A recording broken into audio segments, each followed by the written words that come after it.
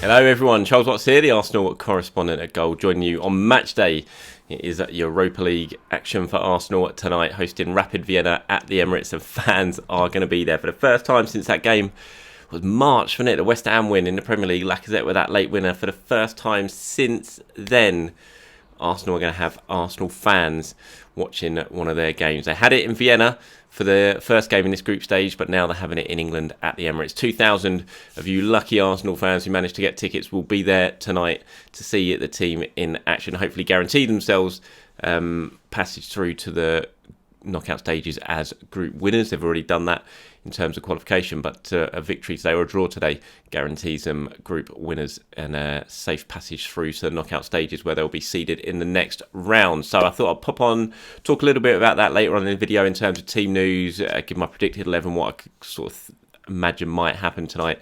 But I also thought I'd pop on now and just talk a little bit about some of the other things that came from Mikel Arteta's press conference last night, a few comments he made about transfers, the midfield, and just go over a few things like that. I'm sure you're probably wondering, where's that picture that's normally behind me? Well, about 5 minutes before starting this video, I tried to start another one and it fell over and smashed. So I've just spent the last 5 minutes hoovering up a load of broken glass, and now I'm going to have to get that picture, which I've had for about 15 years, down to a framing shop and reframed. Serves me right, probably for trying to balance it on the side there. It was always going to happen at some point. Unfortunately, it's happened this morning. So no photo, no picture backdrop behind me. All you're going to have to put up with is this ugly face talking to the camera for the next 15 minutes or so. Right, let's get going on transfers, shall we? Mikel Arteta speaking about them yesterday to us in his press conference. That stuff didn't go live until 10:30 p.m. last night. I've tweeted the story out on my social media accounts. It's on Goal at the moment as well, so please do either click on it on my Twitter or Facebook, or head over to goal.com and have a look for it.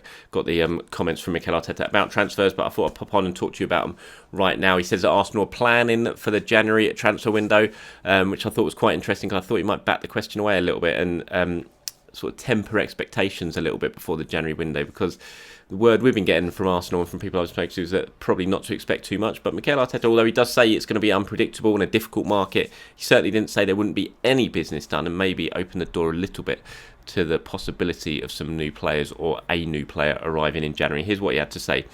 He said, "We are planning, I'm talking with Edu and the club about the things we can do in January. But at the moment it's pretty difficult, unpredictable as well. In terms of places, we are restricted in the moment. We'll see what happens. I think things will move in the market. We will be prepared. We will need to do something knowing the limitations of the market in January and the limitations we have as well to sign players." So I think a few things there. We talked about limitations. He talks about obviously money, and Arsenal, like every club, are really struggling still with the financial implications brought on by COVID.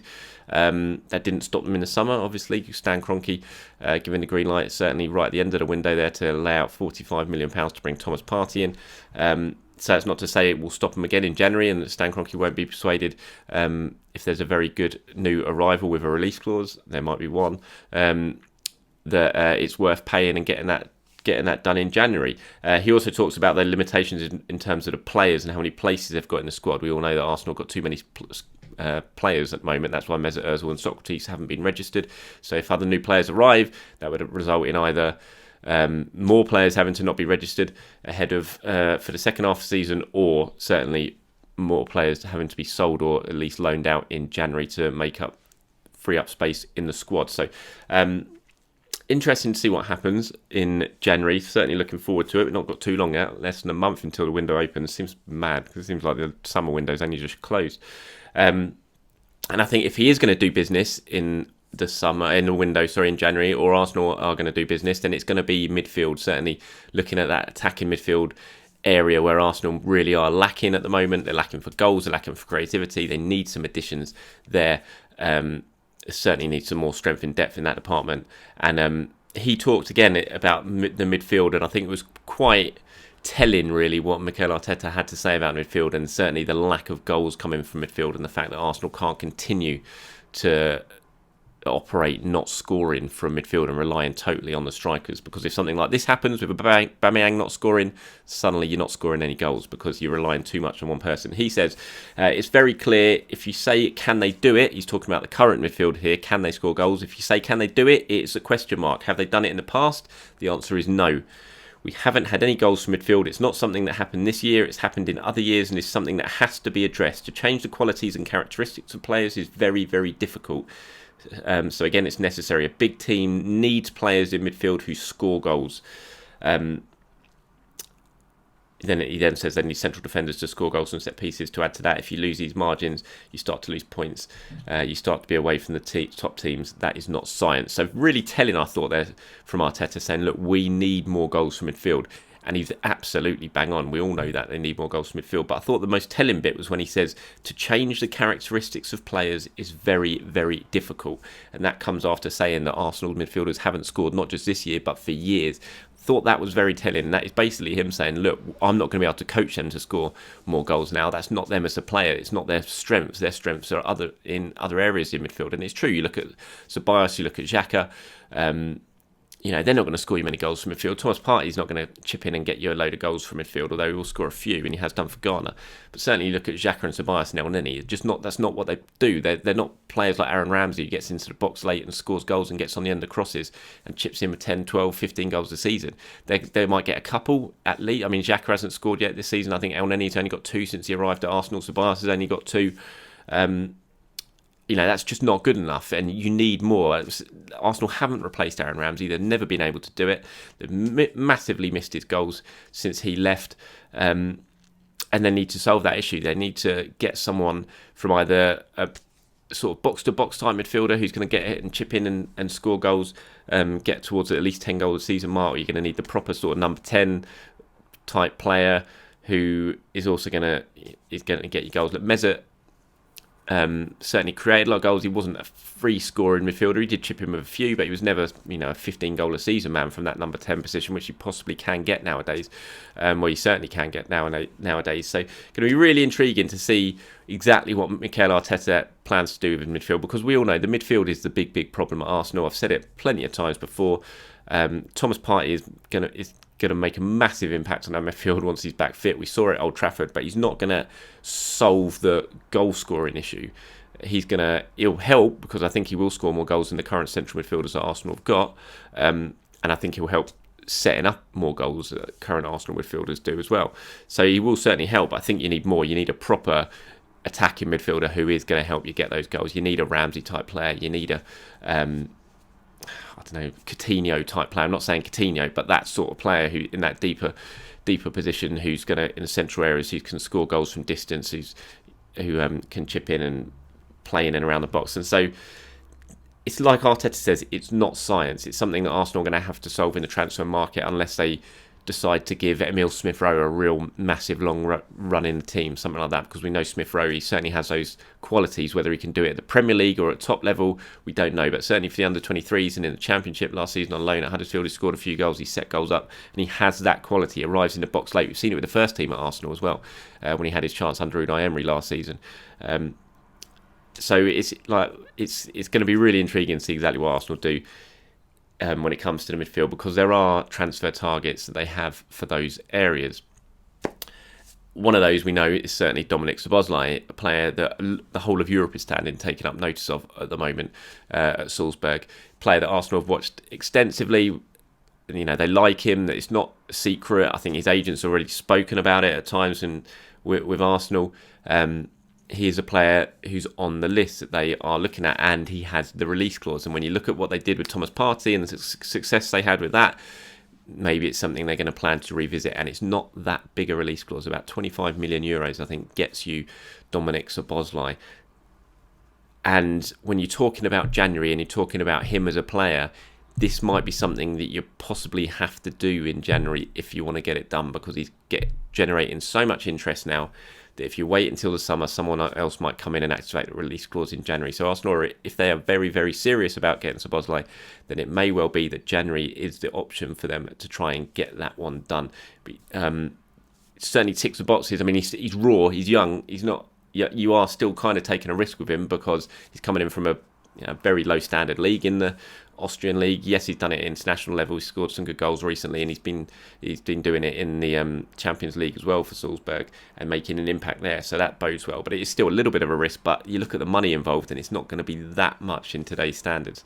But as I said, a lot of clubs are interested in him, and also you've got to take the Red Bull connection into it. And a lot of players go from Salzburg to Leipzig, and that might be something that is absolutely already almost set in stone behind the scenes there. We don't know. So that is another issue that Arsenal might have to resolve if they decide to push the button and make a big move for Szoboszlai. But he is the exact sort of player that they need, and who you look at and think, yeah, you could come in and make a big difference at Arsenal. Houssam Aouar, we already know about. Arsenal tried for him in the summer. Didn't happen. I think that one's more unlikely if you're looking at January. I think if you're looking at January, as I said with Szoboszlai and the release clause and the fact he's not as much money, that is something they might be able to do. You kind of figure that for me, and I'm not saying it won't happen, but it just feels like if they're going to go back in for Aouar, it's probably going to be something for the summer. I'm not sure Lyon are going to want to let him go in January anyway. It would cost an awful lot of money to get him done. You've got all the negotiation you've got to do with Aulas in a compact month in January when you're trying to deal with so much other stuff going on as well. It just feels like a difficult one for that one to do. If it's going to be done, it's going to be more of a summer rather than January job. Buendia at Norwich, he's another player that Arsenal have watched, but not, as far as I'm aware, ever made a proper move from. He's still at Norwich. Surprisingly, he didn't go in the summer. Could that be one that Arsenal move for in January? Perhaps, but I've not got any information to really say if that's going to be the case or not. But he is certainly a player who in the past they've looked at and has been linked with the club. So that's one to possibly keep an eye on as well. But certainly I think Szoboszlai is, if anything's going to happen in January, you kind of look at that and think that one's the ones that tick the boxes and looks like it's the more possible one to happen. But we'll have to wait and see. January's such a difficult market.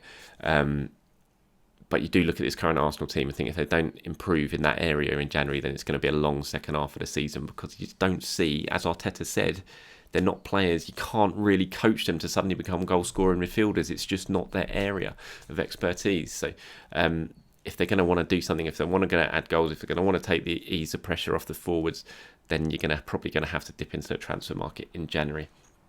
Right, let's take a little bit of a look ahead to tonight's game, shall we? Let's start with some team news ahead of the game against Vienna at the Emirates. Thomas Partey, we know not going to happen for him. Possible chance for Sunday. Mikel Arteta saying yesterday they're going to have to do another scan and check the results. If he's healed from that thigh injury, then they might at least try and get a couple of training sessions into him before Sunday. So no Thomas Partey tonight, no David Luiz tonight, but possibly he will be okay for Sunday as well.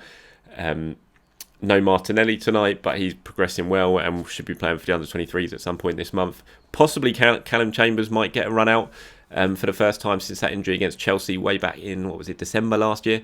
The cruciate ligament. He's had a few under-23s games last night, and Mikel Arteta certainly suggested in his press conference that he could feature tonight. Don't think we'll be seeing Pablo Mari yet. I think he'll need another couple of under-23 games before he's involved in the first team. Sead Kolasinac, though, he is available again after his positive test for coronavirus. He's now tested negative, so he is available for tonight's game. Right, predicted 11 time. As always, bit of a disclaimer, I'm not saying this is going to be the team. I'm just saying this is a team that I'm kind of predicting might well start for Arsenal. I'm going to go with 4-2-3-1 formation that we've seen recently from Mikel Arteta. We're going to have Runarsson in goal. I think he'll definitely start over Leno. He spoke to the press yesterday, Runarsson. I'm going to go for a back four of Cedric, Mustafi.